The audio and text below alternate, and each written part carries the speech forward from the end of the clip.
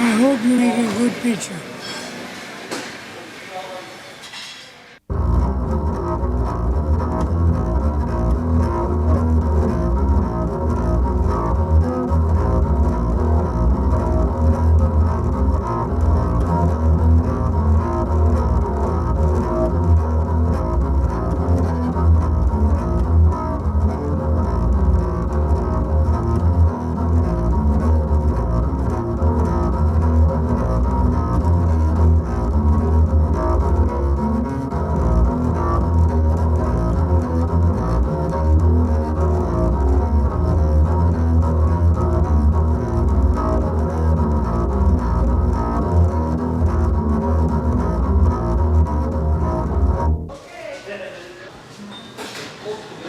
Waiting to die. If I live to November 22nd, I'll be 81. I'm in the museum here.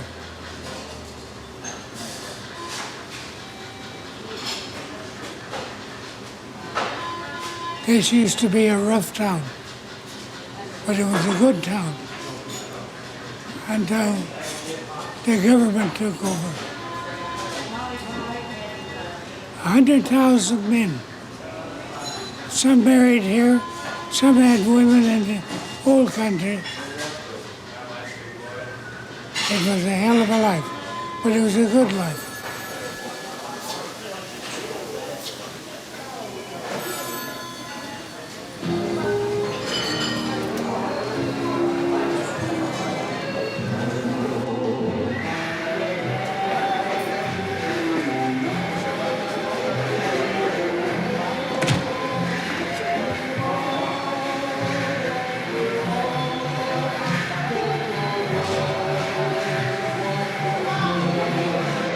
Down on the corner. Skate. Be bored. The corner. Face reality. Do nothing. Just view, you know. Skate, party, do whatever. There ain't nothing. Whatever comes to mind. There ain't nothing here. Unless you want to go look into a deep hole. What do you think about this town here? It sucks. I hate this town. It Nothing to does. skate anymore. You guys, what do you think of Butte? Oh, it's interesting, you know. Not Is really. it? Not if you Not live really? here. We don't have to live. Yeah. It's boring. Yeah. They don't do nothing for us around here.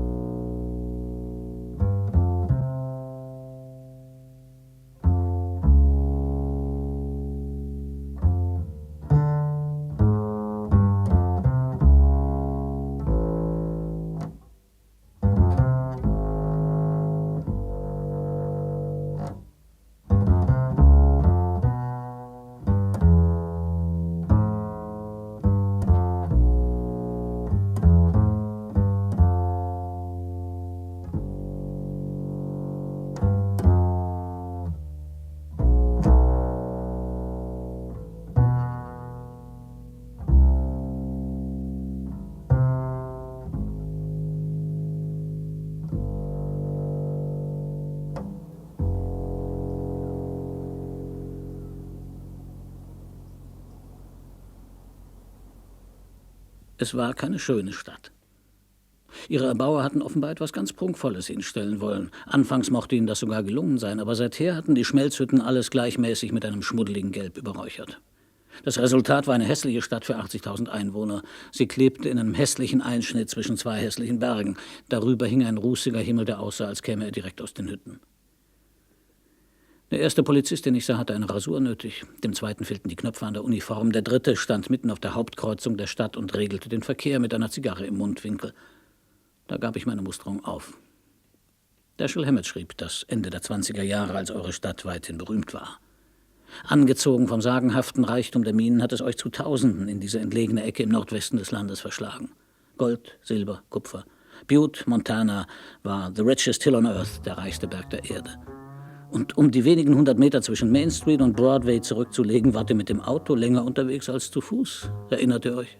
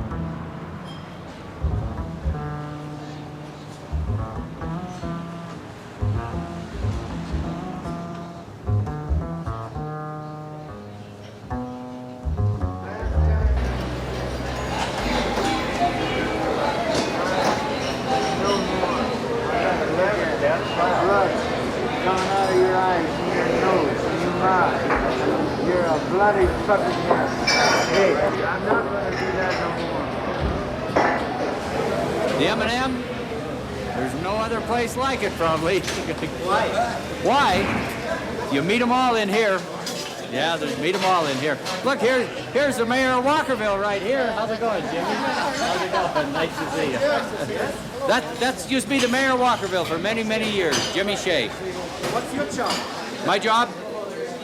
I build fence for the mining company. Yeah. Me and this guy right here.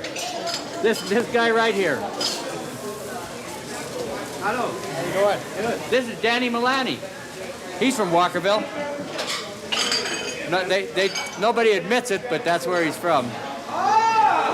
Well, it started in 1886. At one time, they had a big gambling hall upstairs, and they had a bowling alley in the basement. And, you know, that's the kind of bar it was. There used to be 2-3 bartenders on a shift. They had one guy, all he did was sell cigars and cigarettes. You know, it was a real busy place when there was 5,000-6,000 miners working in Butte back in the, the 30s and 40s, and in that time frame right there, that this was a great town. There was 75,000, 80,000 people lived here then. Seems to me like it's a carryover of the past. In a lot of ways, the people of today I could see as being people, of the 20s. But and the atmosphere, the feel, the gambling, the solemnness, sometimes to me is a carryover of what it may have been in the 20s, but in comparison to what I see about the rest of the world or the States. Hello, Gary. You finally got here. You're doing? You're late. What do you mean late? You're what late means, Yeah, fine. Tonight you couldn't bring up that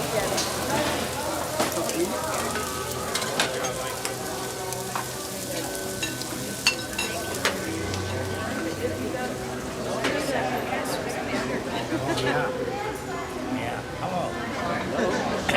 How we doing, fellas? This morning, hi, Peter. You're gonna get tossed out. That waitress is ready.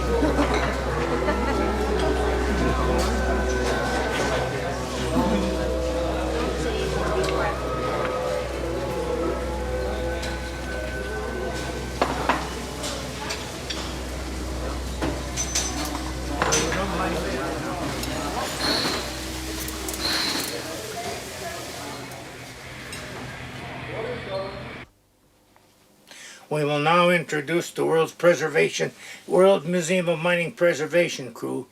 It's worked for 12 to 13 years preserving the Butte pictures for building up a big archives. I'm Al Hooper. To my left, we have June and Sarah McNeilis, June Bowen. To my right, I have Camille Maffei, Alice Smith, and Marie Slack. I'm on camera.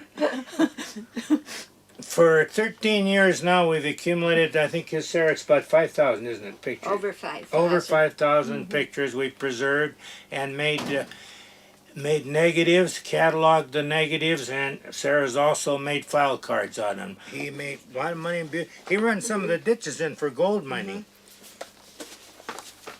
Do you have a pen in your pocket? Yes, I do. May I have it? Certainly. And it'll write. That's This looks familiar. What's it? Weddings, streetcar, that one. This is the Shriners Band. Shriners Band, Debbie Oh, Music could I have, that goes with the organizations. Organization. That's right over there. Organizations, I think we got them right in the center. Now, the There's sports an underground one. Where does they go? is right here. I have another one. Yeah, noise don't go with sports. Well, where's he go? Here, he comes over. He's a Does he have citizen. number on the back? Have you got That's underground? They're down There's an here. Would underground this too. be people? There's another one. Here's another one now. Yeah, that'd be people. Yeah, Those are two okay. underground. They Yeah. go underneath back there. People? Yeah. Okay. This is, Break order. this is a wedding, I guess. And we check Yes, them we keep those against the separate. album. Put all the wedding pictures together. Everything's correct. And we have Puzzle. men. Sarah, you've got some mine pictures there, haven't you? These And we've are- got some here. They should be underground workings of the Can you mine. see File which these boxes? together. Which boxes is Sarah? Can you see?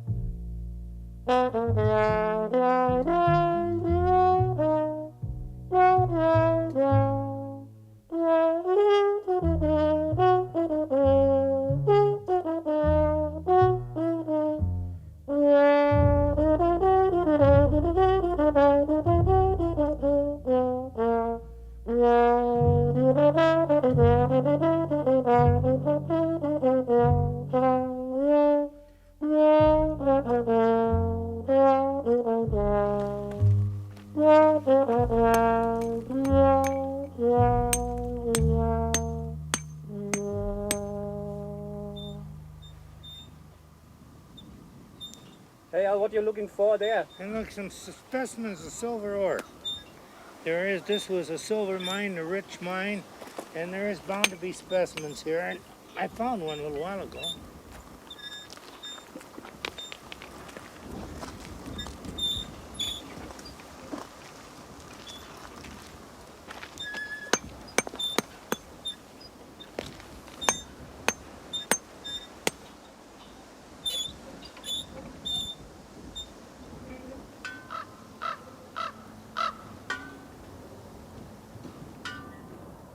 Hey, El, alter Freund.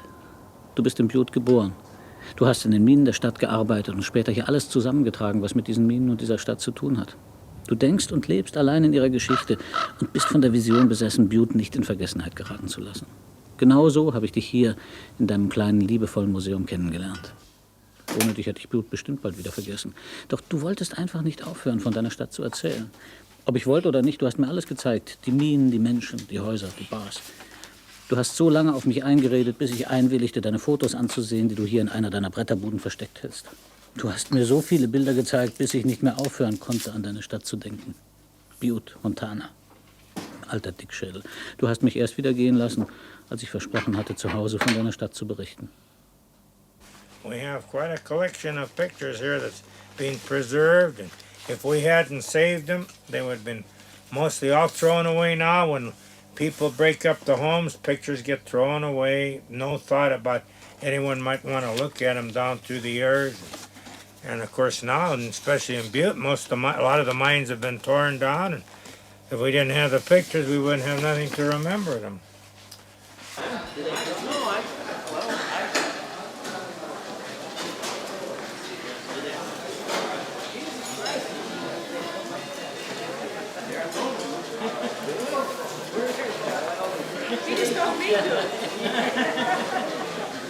What you can tell about your works in the mines? Huh? What you can tell about working in the mines? Hard work. What was your everyday life at that time? Everyday life at that time.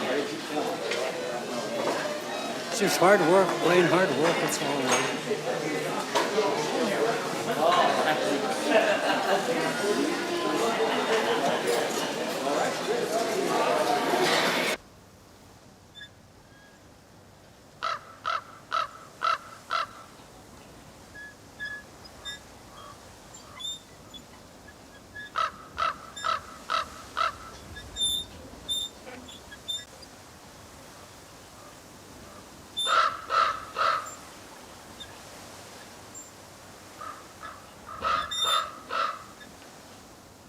Shall we tell him about that accident? Go ahead. So this greenhorn was told, the boss told the greenhorn, is a guy who just hired out, that Johnny, you go in that drift, take this toilet car and push it to the station. It's full, it's got to be emptied. So he did that. He started pushing it. There was a grade on that track, so he started going kind of fast. So he hung on to it and he ran with it. And he didn't know what to do about it. Somebody was standing alongside the drifter. He said, how do I stop this thing? He said, turn that wheel that's on top there, like that one out there. Let's go there to the other one. Yeah.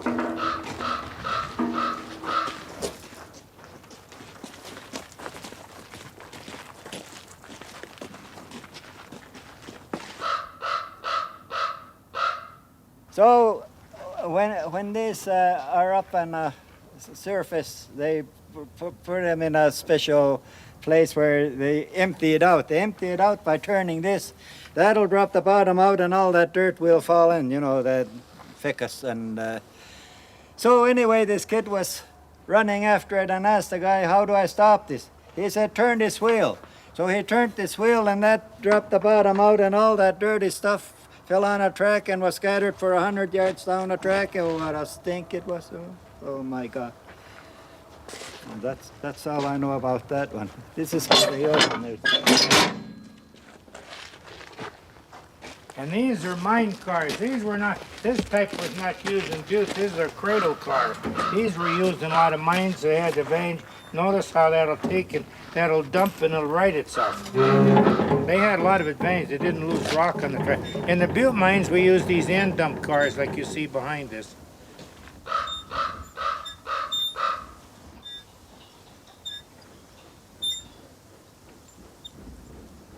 The 1200, you say, Ray? Yeah. There you go. 4 bells and 2, and you're off to the 1200. And what it means? What happens? At 4 bells, and the engineer gets 4 bells and 2 bells. He knows that Ray here is on the cage and ready to go to the 1200 station. And then he starts the machinery and the hoist, and he lowers them to the 12. And with that indicator dial, which you'll see in there, we can tell when he gets to the 1200, and so he can get off. And when he gets off, he gives us 2, 1, and 2. It's in the clear.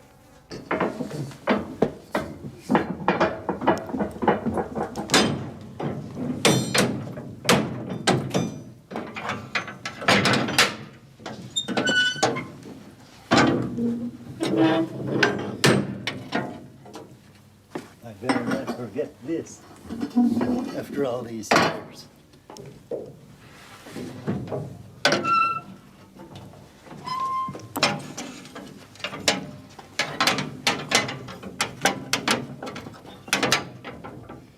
I'll go to the 800.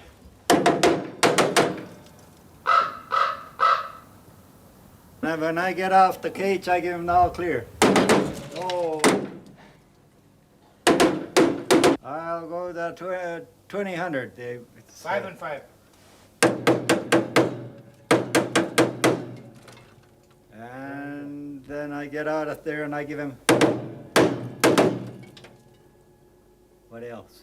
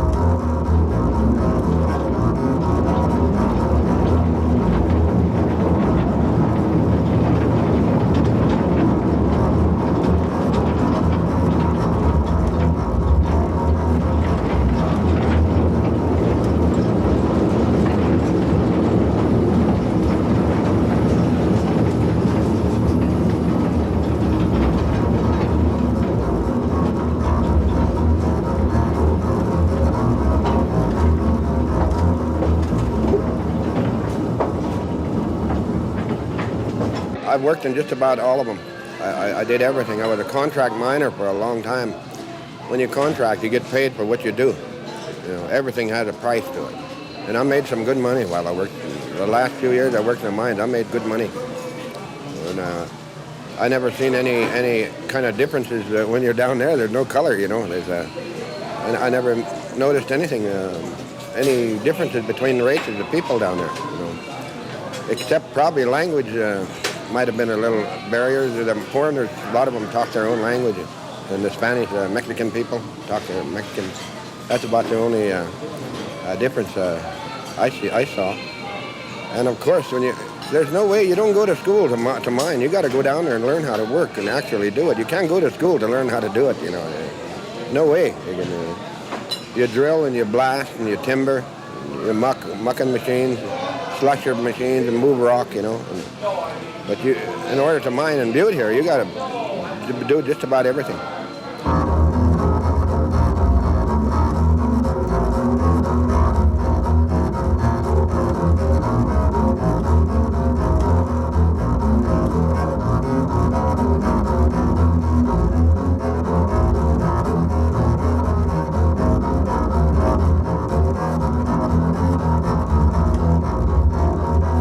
My father got killed in the mines here in Butte in 1943 at a mine called the Mountain Pond.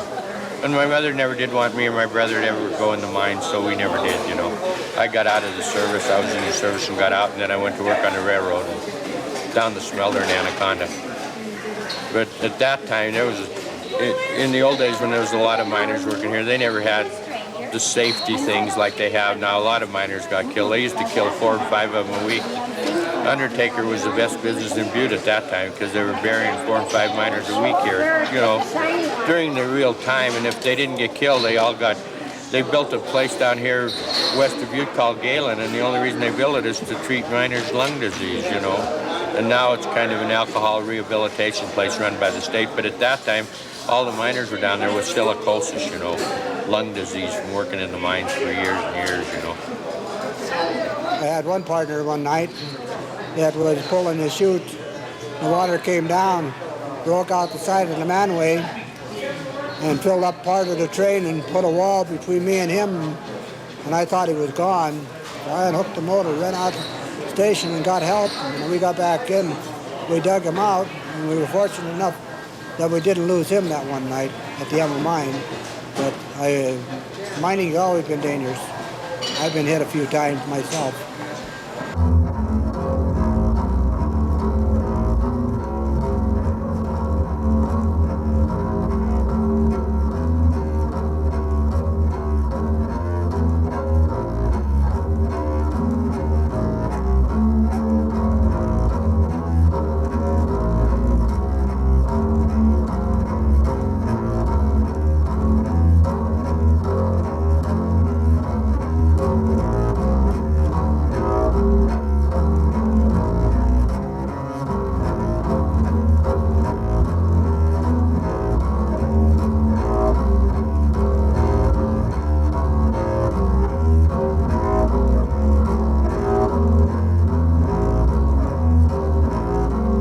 What happened when one miner was killed?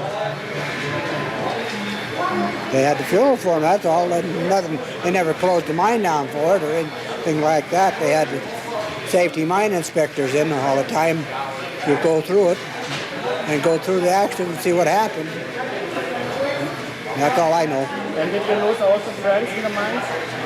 I've lost some of my friends, yes. A lot of them are out in the boneyard now because of dust, silicosis, and so on.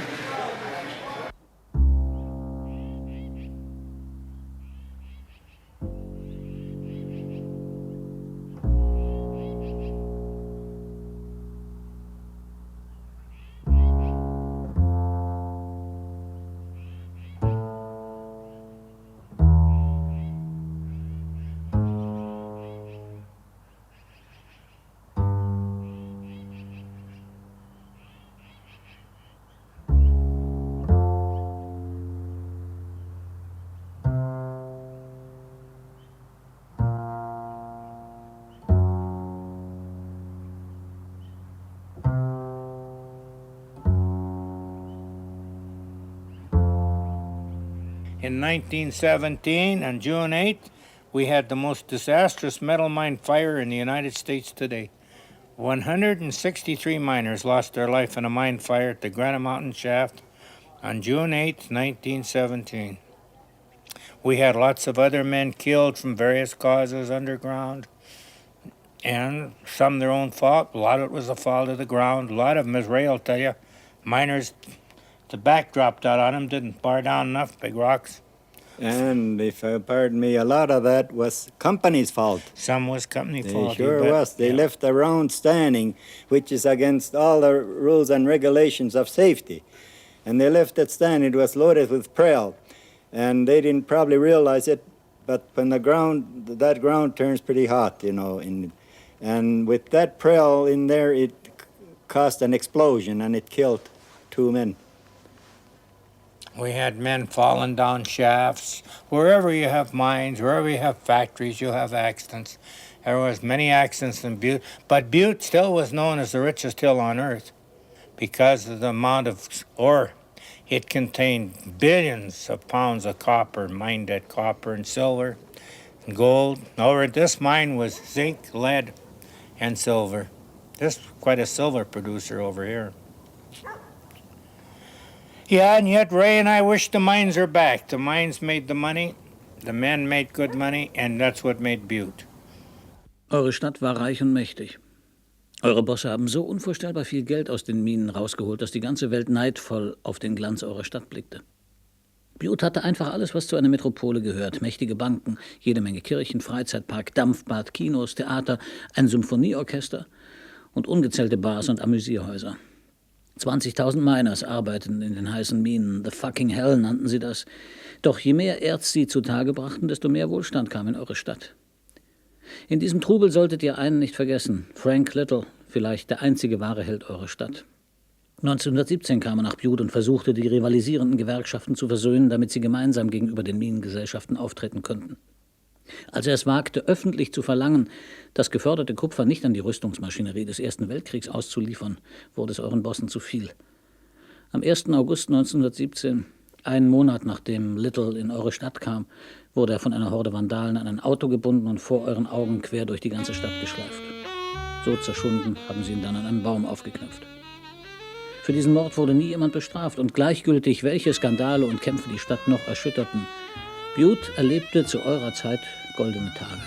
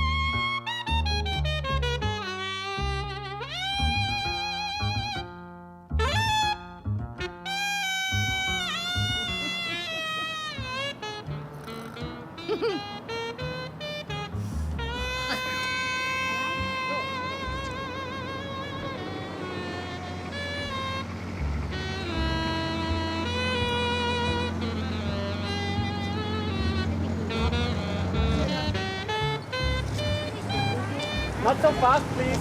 It's too fast for me. We walk fast. Oh, look at the little pansy. Where was the Hennessy store? It was right here? Right here. Yes? Big department store. They had everything here. In the basement, they even had a butcher shop. Used to be a clothing store across there.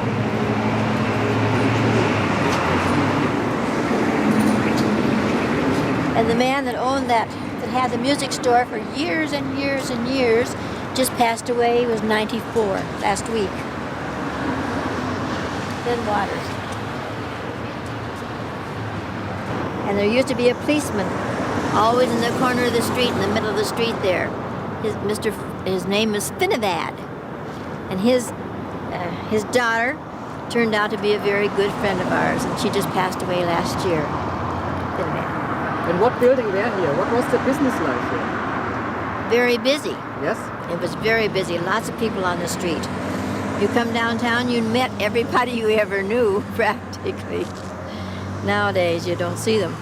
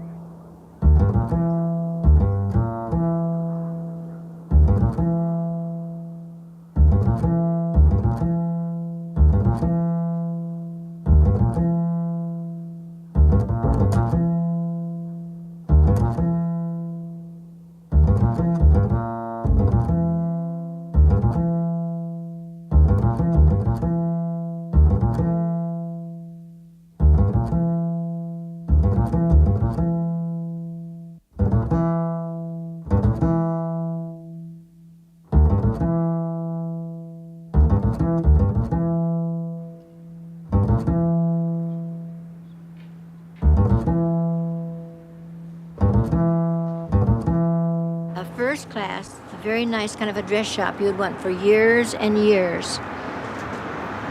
He passed away, finally she passed away. That was the end of it. Then they had a music store here until about maybe 6 months ago. Now it's empty. What do you think about it? Most of the stores are closed now. Just makes you sick. It just makes you sick to see so empty. This was empty for over a year across the street. Now they just opened up about, what would you say, a month or 6 weeks ago. Yeah, but in the last few months it changed hands about 3 or 4 times. Oh yeah. They don't seem to stay in business. This is a Western silver belly, and the silver belly refers to the color of the hat. It is a wool and beaver felt blended together to make the hat. And it, like I say, is silver belly, and that is the refers to the color. And we have several styles of Western hat. Black tends to be very popular right now, so we have quite a few black hats. This is generally referred to as a 2X beaver. They range from anywhere from 1X up to, I believe, 15X, and that refers to the number of beaver skins that are in it. The more beaver, the higher the X calibration, and also the more money the hat is. This happens to be a 2X wool blend. We have some dress hats, and again, the dress hats can either be all beaver or blended, as is in the case of this one, a Dynafeld. And generally, this is a very dress hat worn in the dress wear. It has a dress look to it. Much smaller, of course, than the Western hats that I showed you. What do you think about the fashion of the baseball hats? Well, Everybody in town has a baseball yes, hat. very, and we sell them too. Very popular right now. Popular among all ages. Hats like this are traditionally worn by older men. Western hats are worn by all men and cowboys and those who think they're cowboys, okay? But the baseball cap, very popular right now and worn all over. And I think that the baseball cap is going to become very prominent in the wear in the future. I know I lived in Fintown for a while. There's only one bar left down there, the Helsinki bar. And used to be bars, those people drank a lot. They drank, old women and everything, and drink whiskey and never seemed to get drunk. Drink there all day and drink whiskey, you know, and that was kind of amazing to me, you know. The old ladies, you know, they enjoy themselves, but they never see them drunk, staggering around drunk or nothing like that, you know. But kind of, to me, they must have had a high tolerance for alcohol, you know. Well, I used to be able to get a shot in a beer for a dime when I'd come home with my lunch bucket. Many nights I had a hard time getting home. And there were girls too in the bars, or what was about the girls? There was girls all over. He getting pretty personal, you know that? We had roadhouses out around the 4 mile and the 5 mile where they had ladies and they had music, orchestra, and they had dancing. And so a lot of the young men would like to go out there, so they rode to the end of the streetcar and they brought their bicycles. Their bicycles are on top. And when they got to the end of the line, then they got on their bikes and they went out to the roadhouses. Well, this big magazine, very prominent magazine in New York, heard about it, and they sent some reporters out here, and they got some of the ladies of the, we call them ladies of the evening, and they brought them in and posed them on the streetcar.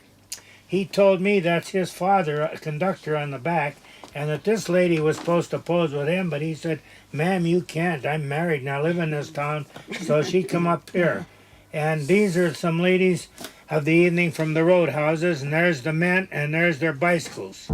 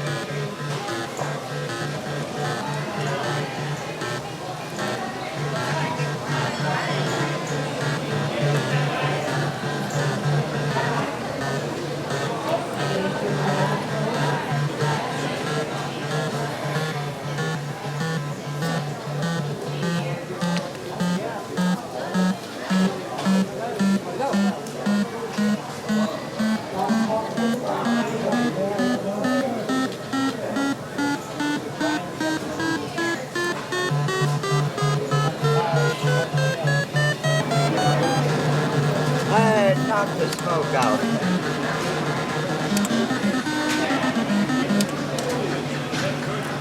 Keep on with that thing, I might go losing.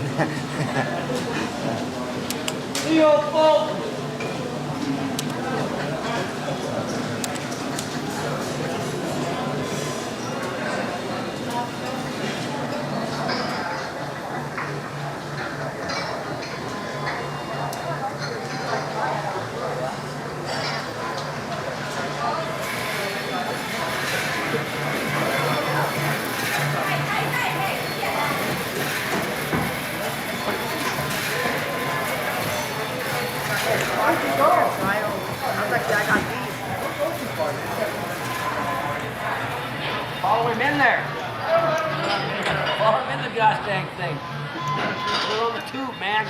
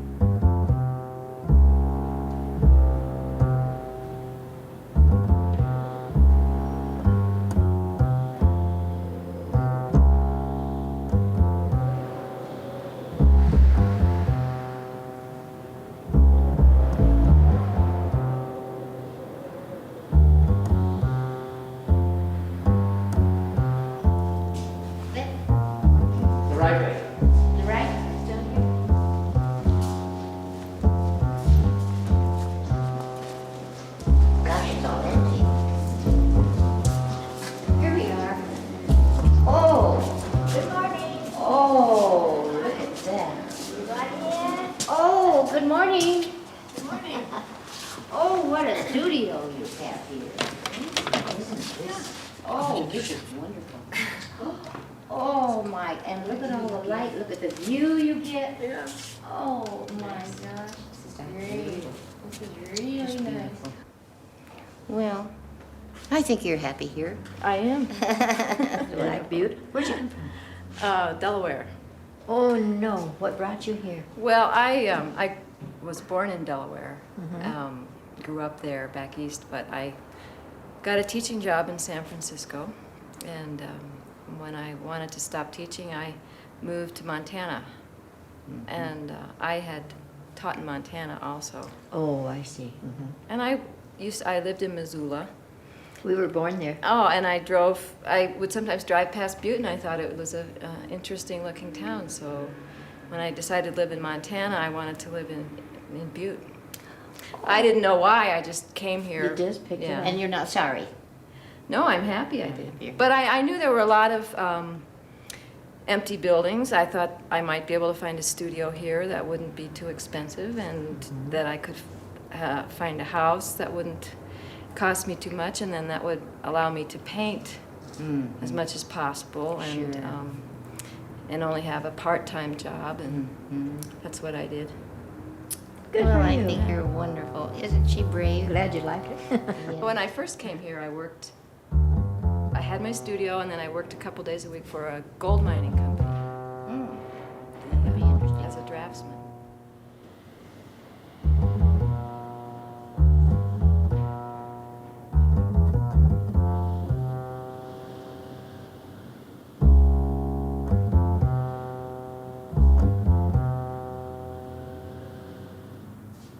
Copper soon became king of the hill thanks to the dawning of the electrical age. Prior to the invention of the telegraph, telephone, and electrical light, copper was used mainly in the manufacture of cooking utensils and jewelry. Open pit mining began in 1955. By 1975, all of Butte's underground mining operations were phased out because of low-grade ore and escalating production costs. The Berkeley pit was opened by the Anaconda Minerals Company in 1955.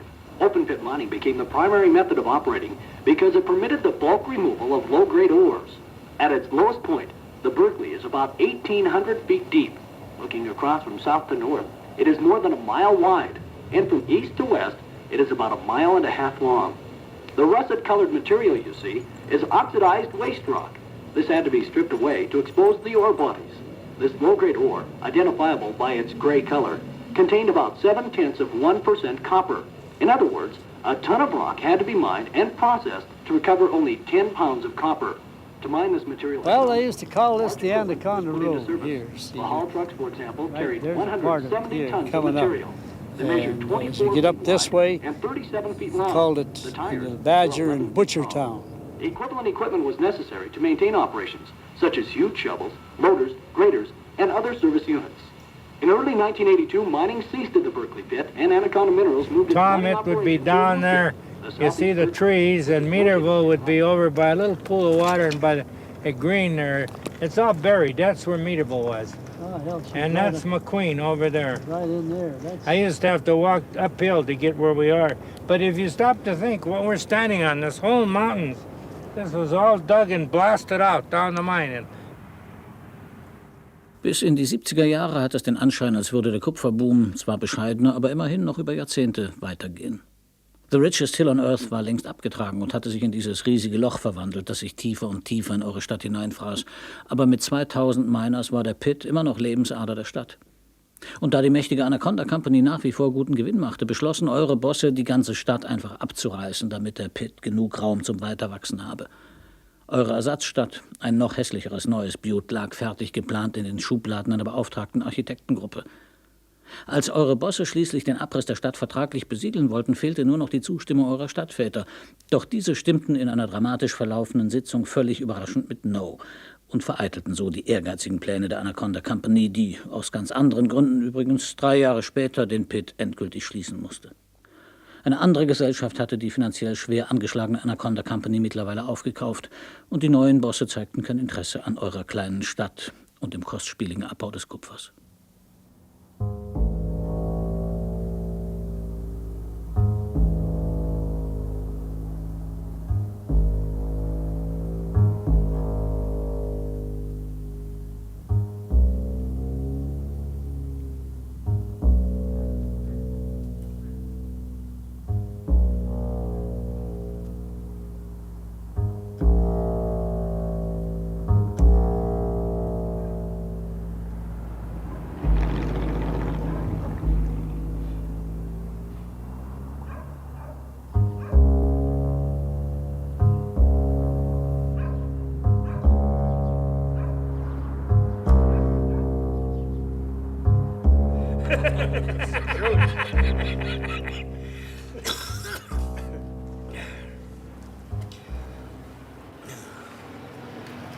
He won't be in the post office for late. There's supposed to be a big ball of fire. All right, and thank you. You're welcome. Now you can come down again. Can we go home now? Did you remember? How many need to smoke?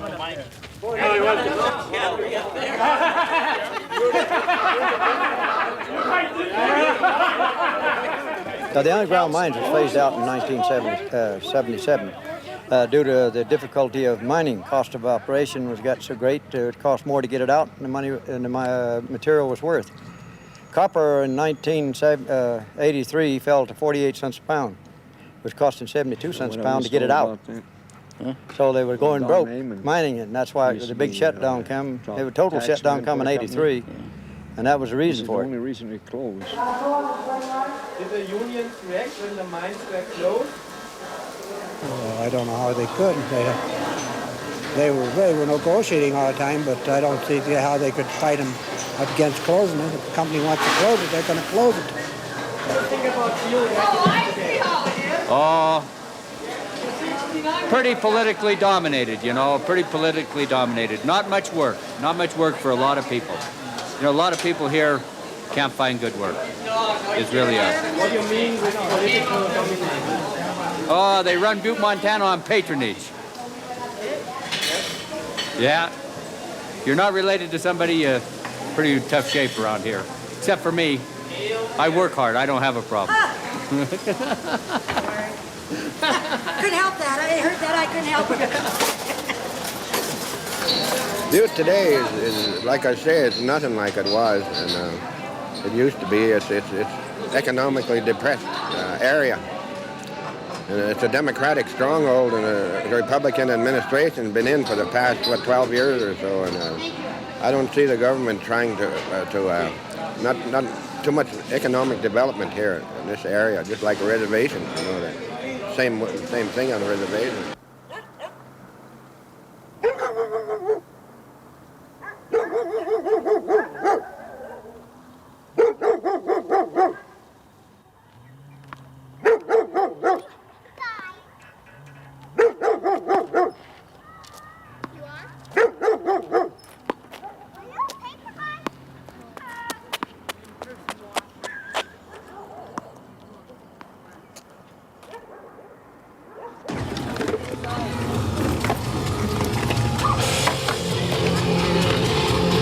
Best, man.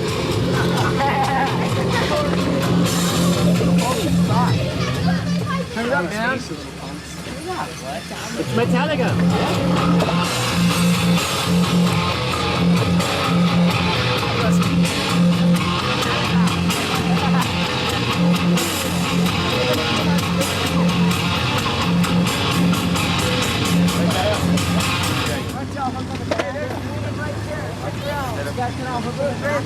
Go, hey. Go. Hey, get on. Get on the back.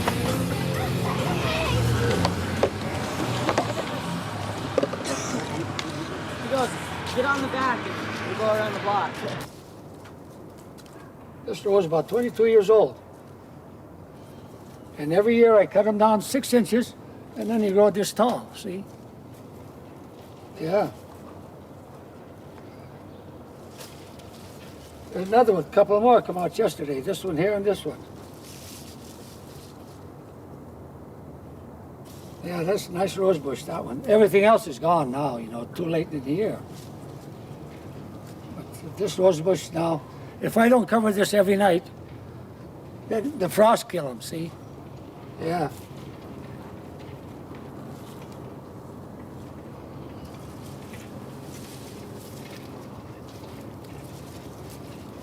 There's about gone down here. Yeah. There's another one coming out. See, this one here just coming out now. He's here. Yeah. And another one coming out here. See here? Mm-hmm. 2 of them. 1, 2, 3 here. And all these gonna come out. If I cover them every night. If I don't cover them, here's 2 new ones right here. See here? Yes? Yeah, and look back here too. Yeah. Why don't you shave? I didn't get very close to my razor this morning.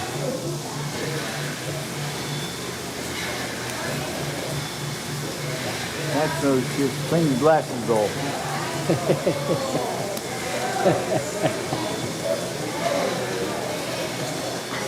I don't know what else to say. Probably say, have another drink and go home. Yeah. It's too early yet. Too early to go home.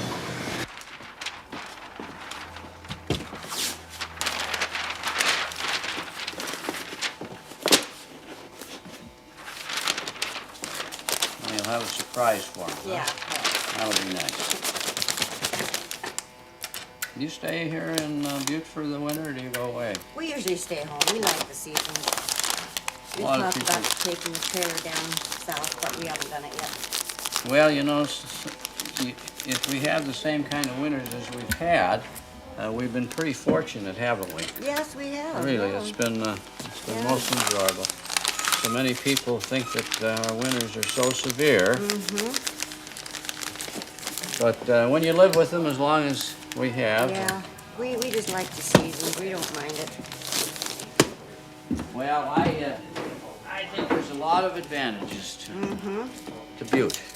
I do too. We're proud. Sometimes we get disgusted, but most of the time we're proud. So Yeah. There, how does that look to you? That's fine. That look okay?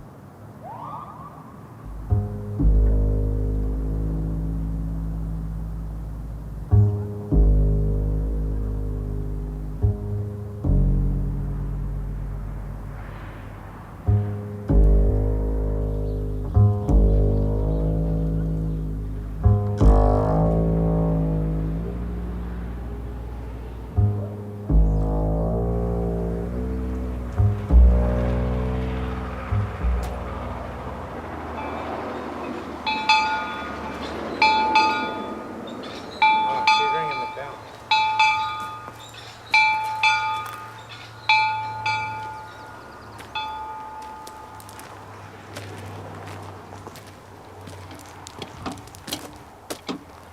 Buffalo Mine in Butte.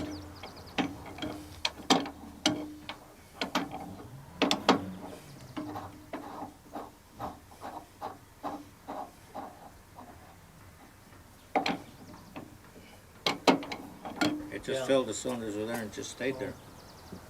The OSHA don't know that though. Yeah, well, you hoisted about 2,000 feet with this, huh? Oh yeah, this is good. This was hoisted. We hoisted 2 decks at the Buffalo. Yeah. Was this considered a chippy hoist, or was this the main No, hoist? that was the main at the Buffalo, but Yeah. this was at one time. This is a 52 Buick here, and this is a 1940 Buick, and this is a 1947 Mercury.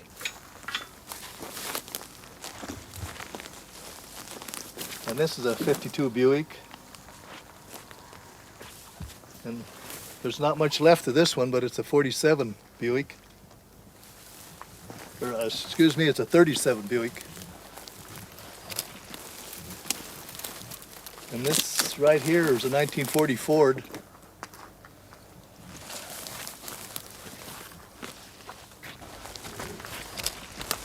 And this one here is a 1941 Ford. This one's a 1941 Ford. This here is a 1941 Ford. And this one here is a 1941 Ford. This one here is a 1952 Chevrolet. And this one here is a 1946 Buick.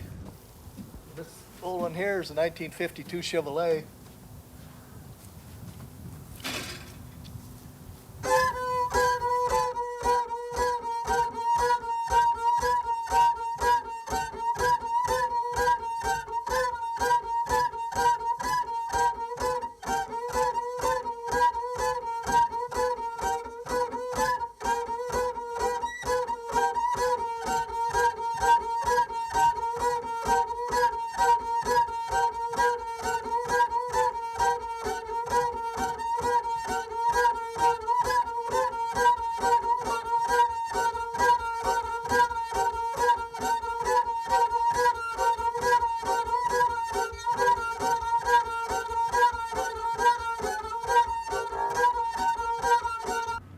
Butte had, for many years, never had a McDonald's, which is unusual because every city in the United States practically has a McDonald's. And the reason was that McDonald's was not a union or operation, and Butte was a very strong union town. And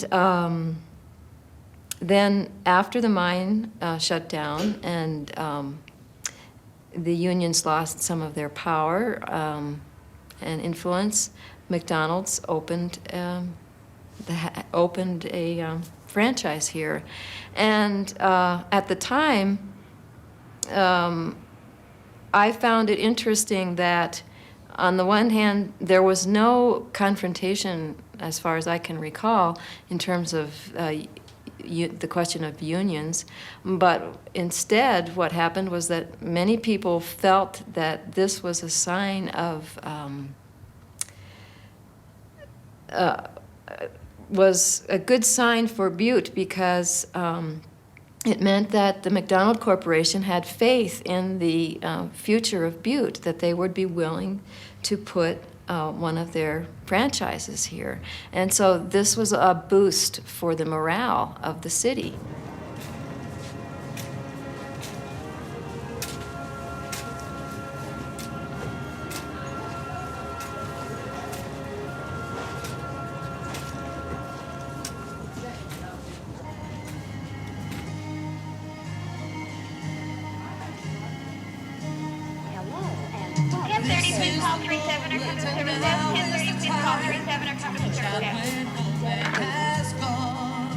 Time to break through the barriers, blaze a new trail. Time to reach out above and beyond. Take to the challenge your own special way. When you reach out above and beyond. The headpiece was all that was left. In the ironworkers' tradition, the American flag and a Christmas tree were attached to the last piece. People parked along the base of the mountain to get a closer view. Majestically, the headpiece flew over the summit valley. All the way up, she faced west and seemingly looked down below to the little town, to the people who had all had a dream. As the final section of the statue was gently set atop the rest of the structure, the town stood still. Cars and trucks blared their horns in tribute. Strangers hugged each other on the street. The years of planning and hard work were over.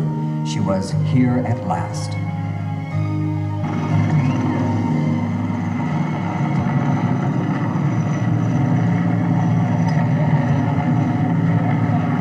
What a neat thing. You get there, you let me get it.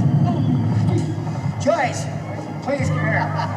Yeah, we never had any doubts that we could ever get her up here. These women have not been given much credit on this project. They've been with us since day one. They put up with a lot from us. We weren't home, we were up here on the mountain working, and they were to be given a lot of credit. And this is devoted to them. And we're just elated. I don't know what to tell you. It's beautiful. We love it.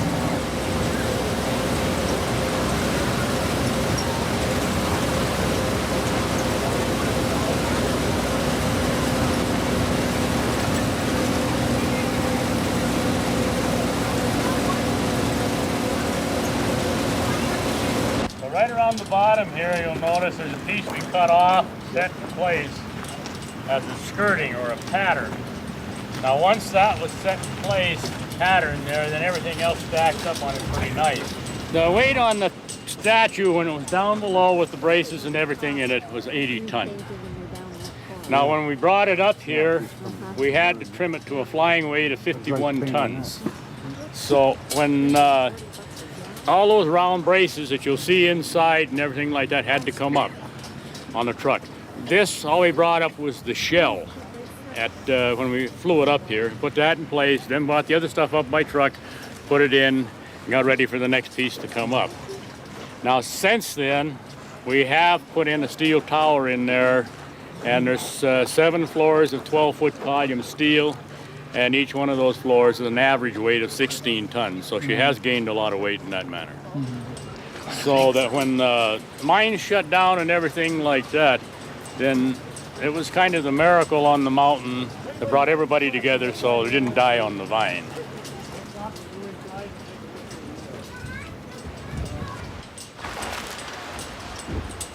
No, that ain't the one. No, that ain't the one. Tell you what, you got all kinds of juice down here. And I can't hit the ones I want. I can't, it's, okay.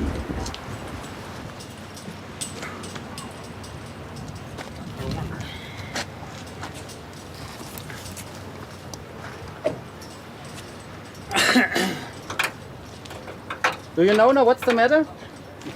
Don't work. Starters didn't work. Something on the starter.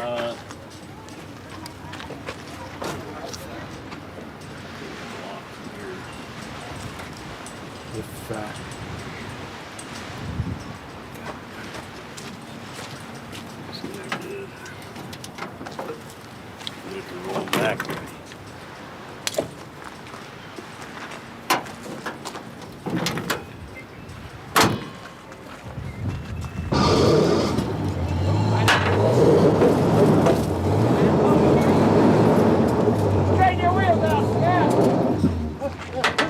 get some.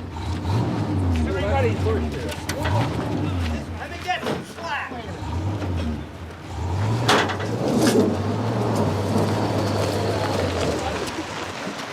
Everybody having fun yet? Are we having fun? We'll get behind me. Here we always can. Hold it! Hold that!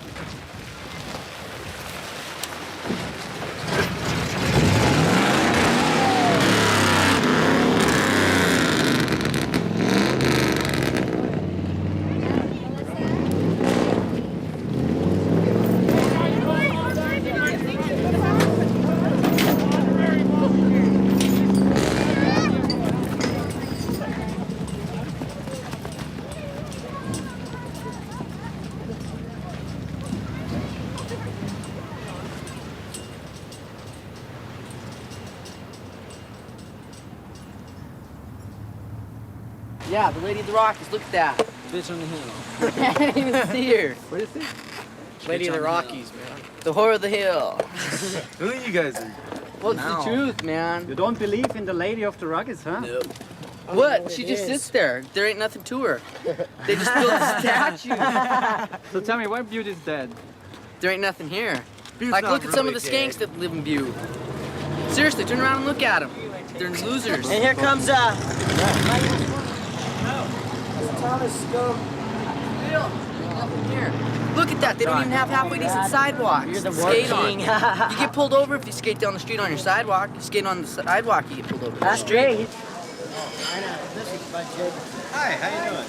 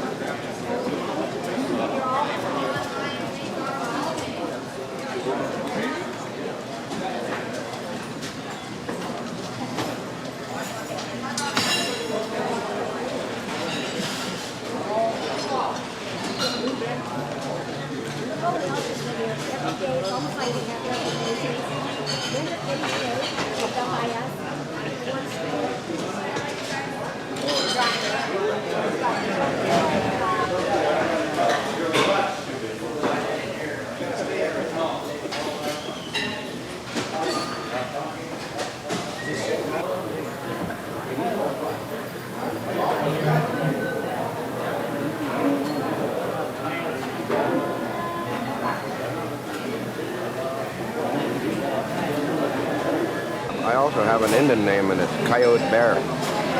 I come from Fort Belknap Indian Reservation, north central Montana. It's about 350 miles north of here. I come from a tribe of Indians called Grove On. The French fur trappers called us the Grove On, but that's not what we are. We're white clay people. At one time, there was about probably 20,000 of us in the early 1800s. We were given smallpox, sickness, with blankets. We gave our people blankets that had smallpox and killed almost all of them. Wiped us out, just about. Right today, there's about probably 2,000 of us left.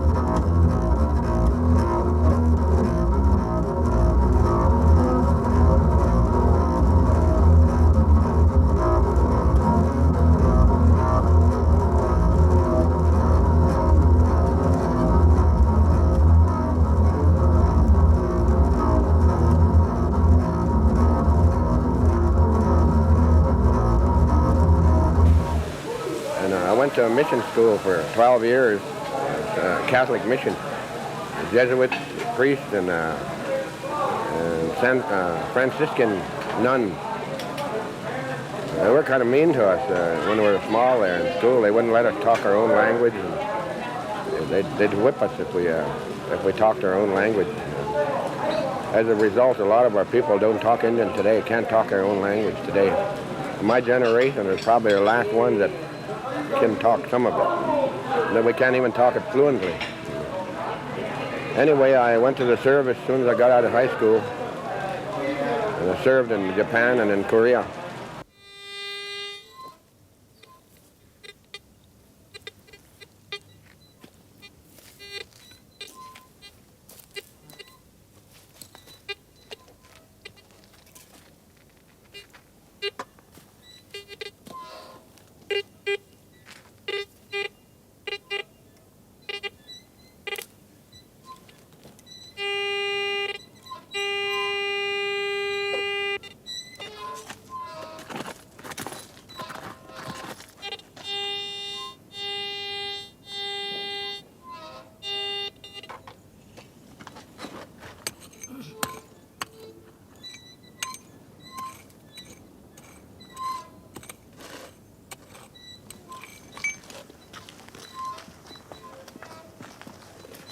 Did you find something? Piece of rust.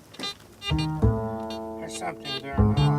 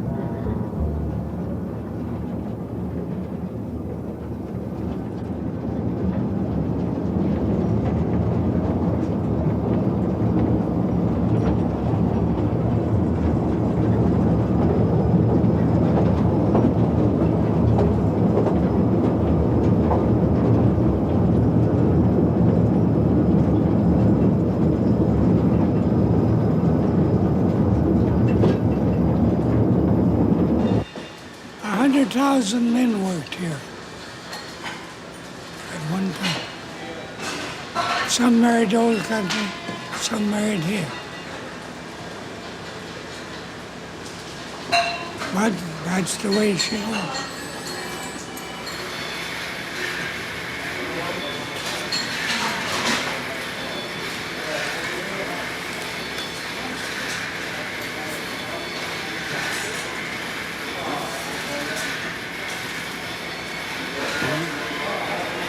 What do you have there? Another checkbook.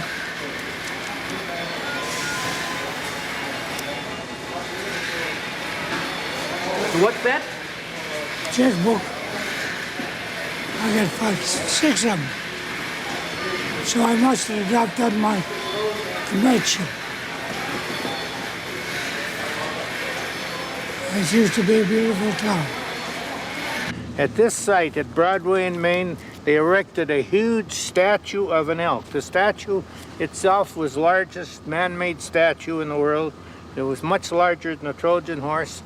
It stood here on the corner, where I'm facing the corner. It was very realistic. It had electric lights up on the antlers and electric lights in the eyes of the elk. And it was mostly made out of lumber with this particular cloth stretched over it. It stayed in this one spot for 1 month, and then it was dismantled because it was a traffic hazard. So, Al, I have to say goodbye now. Well, I hate to say goodbye too. I've enjoyed working with you folks. It's been a pleasure. Okay. I'm going to miss you guys. I'm freezing my hands too. Oh no. Oh no.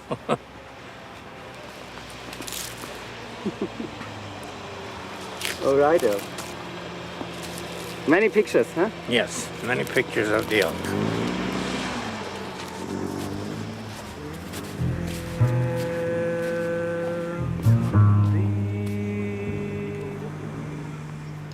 Last day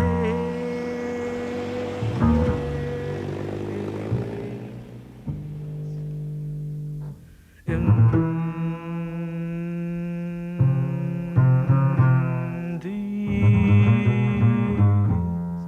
last days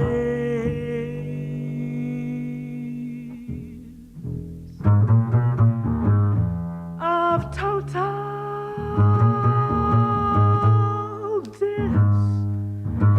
disintegration, where every day,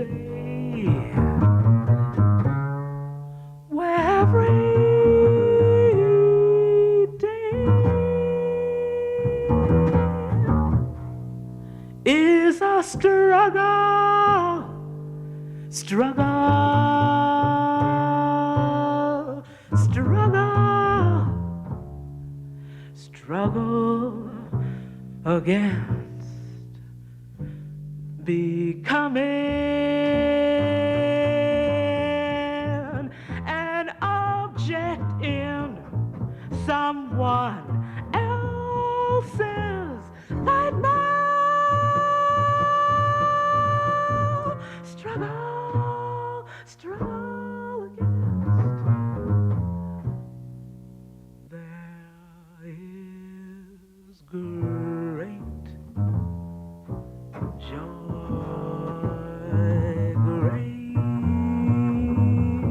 joy, great joy, great, great joy.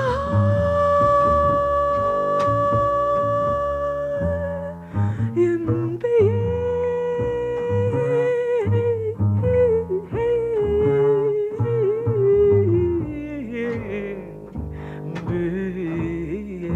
great joy and unassailable strength, great joy and unassailable strength, great joy and unassailable strength.